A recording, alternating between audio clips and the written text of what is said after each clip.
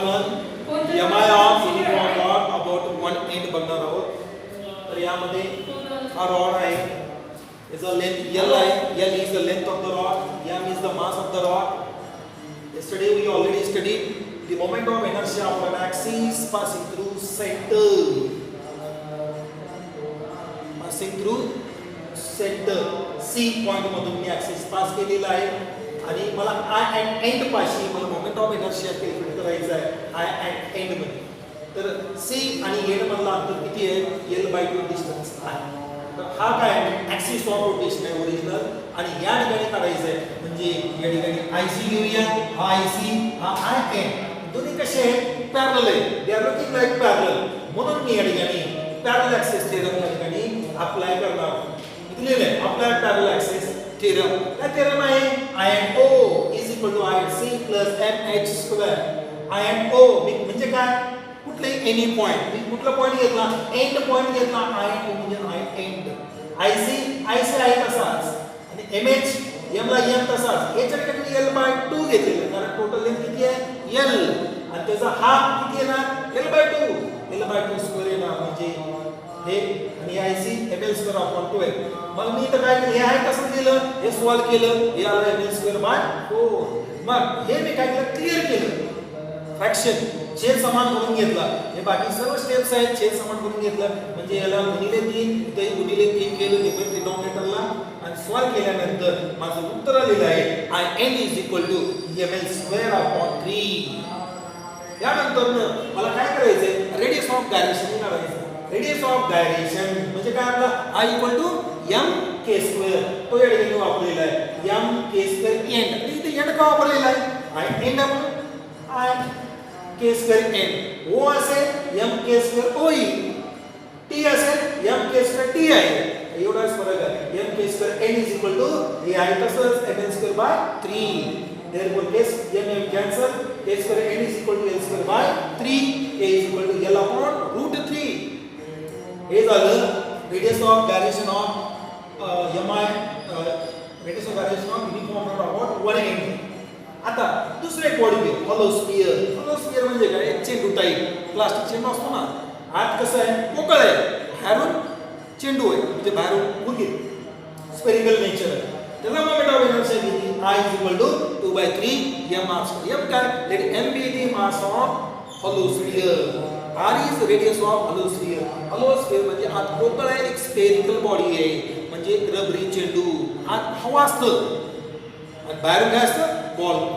तो कसा आहे? स्फेरिकल नेचर स्फेरिकल शेप आहे. त्याला स्फेरिकल शेपला रेडियस r असतं. या मास किती आहे? m आहे.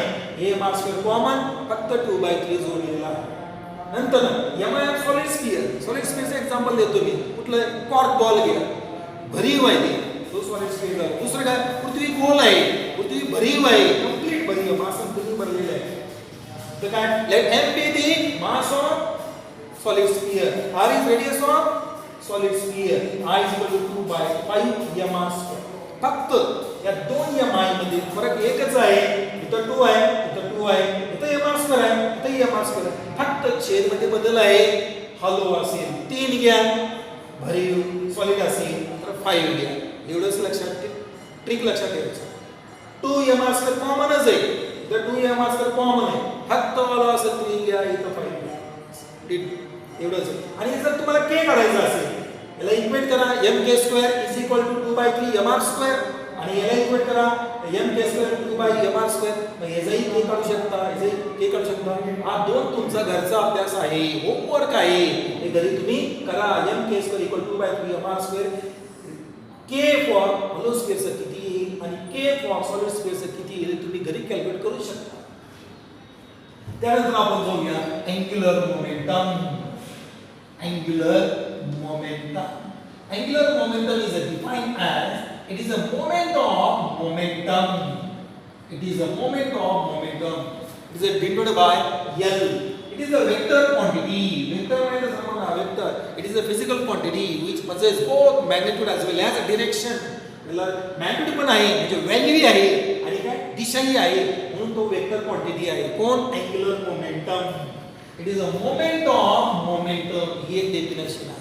तर बघूया इथे सपोज हा एक पॉइंट O आहे, O इज द पॉइंट आणि इथं एक मास पार्टिकल आहे. मास पार्टिकल तो कसा होतो, रोटेट होतोय इन ए सर्क्युलर ऑर्बिट यामध्ये. त्याचा जो काय वेलोसिटी आहे v वेलोसिटी आहे tangent to this path v. मग यामध्ये जो काय अँगल आहे 90 डिग्री आहे. तर हा जो आहे O टू हा पॉइंट P घ्या, O to P is R, O to P R आणि V ही आहे. तर माझं डेफिनेशन काय आहे, की मोमेंट ऑफ मोमेंटम किंवा L vector L is equal to mass into P vector, M into P is a moment of momentum. It is a moment of momentum. जर आपल्याला P माहित आहे, it is a moment of momentum. L is equal to R vector cross P vector. R vector cross P vector. दोन्ही vector साइन दिया. L vector is equal to R cross P. Therefore L vector is equal to R cross P. P म्हणजे काय, linear momentum. P म्हणजे काय, linear momentum. तर formula काय, m into v vector. हे सर्व आखणी झालेलं आहे. वेक्टर म्हणजे काय, वेक्टरचं क्रॉस प्रोडक्ट, डॉट प्रोडक्ट सर्व आखणी झालेलं आहे. आखणी तुम्ही बऱ्यापैकी अभ्यास केलेला असेल तर तुम्हाला पटकन लक्षात येईल इथं काय चाललेलं आहे. L vector is equal to R vector cross P vector. R vector आहे कसा दिला, क्रॉस आहे कसा दिला, m into v vector. What is m? Mass of particle. v velocity of particle. The direction कसा आहे, tangent to this path, tangent to this path. Therefore या ठिकाणी मग m काय, मी m बाहेर घेतो, या ठिकाणी m into r vector cross v vector, r vector cross v vector.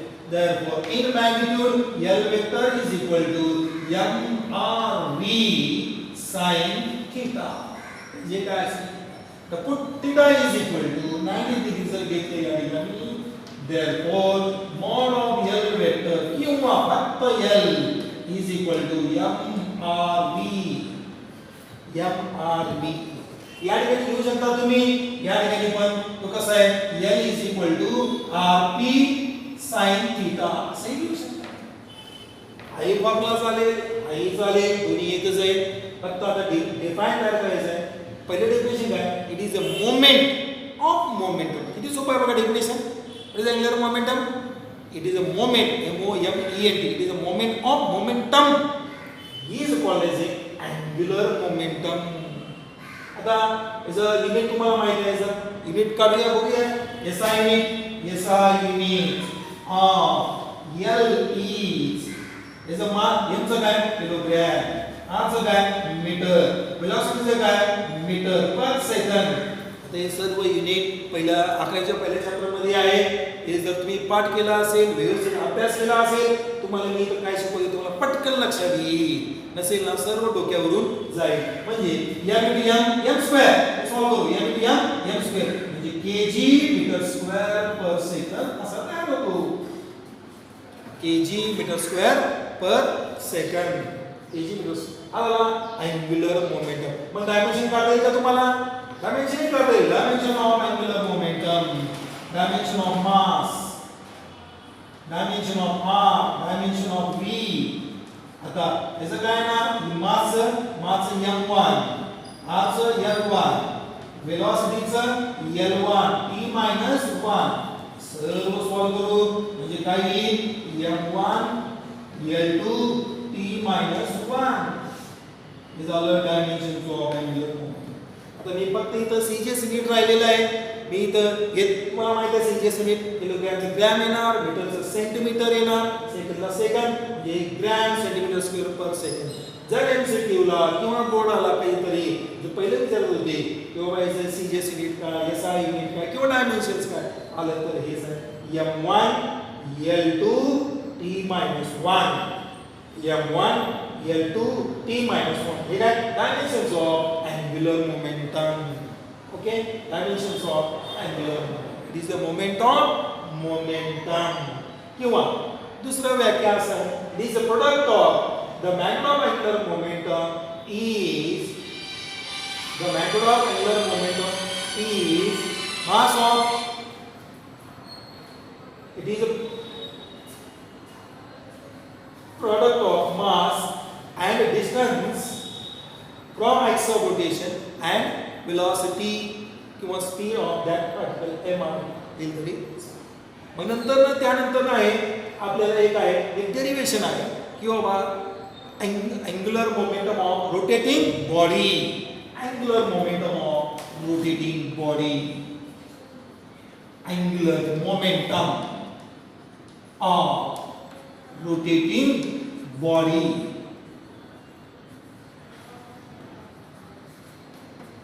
Angular momentum of rotating body. बघूया काय consider a rigid body. Rigid body म्हणजे काय माहिती आहे का? आता या चॅप्टरमध्ये रिजिड बॉडी भरपूर आहे. रिजिड बॉडी म्हणजे काय की when a force is applied to a body its shape and size does not change, that is called rigid body. म्हणजे मी फोर्स अप्लाय केला एका बॉडीवर तो चेंज होत नाही. काय शेप आणि साइज जिओमेट्रिक चेंज होत नाही. Rigid body. so this rigid body consists of n number of mass particle. n number of mass particle बनते आहे. पहिला मास पार्टिकल मी घेतलाय m1, दुसरा मास पार्टिकल घेतलाय m2, तिसरा मास पार्टिकल घेतलाय m3, चौथा मास पार्टिकल घेतलाय mn. हा काय ऍक्सिस ऑफ रोटेशन जिथून हा रोटेट करायचा आहे. आता दिस इज रिव्हॉल्विंग. हा रिव्हॉल्व होतोय म्हणजे मूव्हिंग होतोय विथ अँग्युलर वेलोसिटी किती ओमेगा. हा काय ऍक्सिस ऑफ रोटेशन.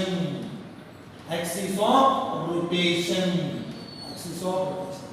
मग हा ओ घेतलं इथून इकडे जोडून घ्या ह्याला m1, हा इथून इकडे जोडून घ्या ह्याला m2, नंतर इथून इकडे जोडून घ्या ह्याला m3.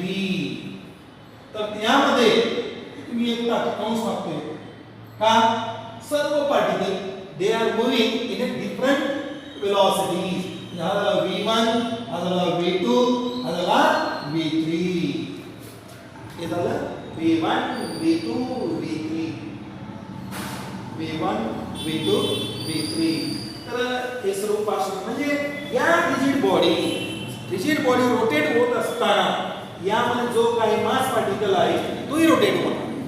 मग यांचं जे काही रेडियस आहे प्रत्येकाचं भिन्न असणार. कारण तो कुठं हा इथं आहे r1 इथं आहे, याचा r2 जास्त आहे, याचा r3 जास्त. म्हणजे different radius of circular motion. उरलेलं पार्ट आपण उद्या पाहू. ठीक आहे आज इथं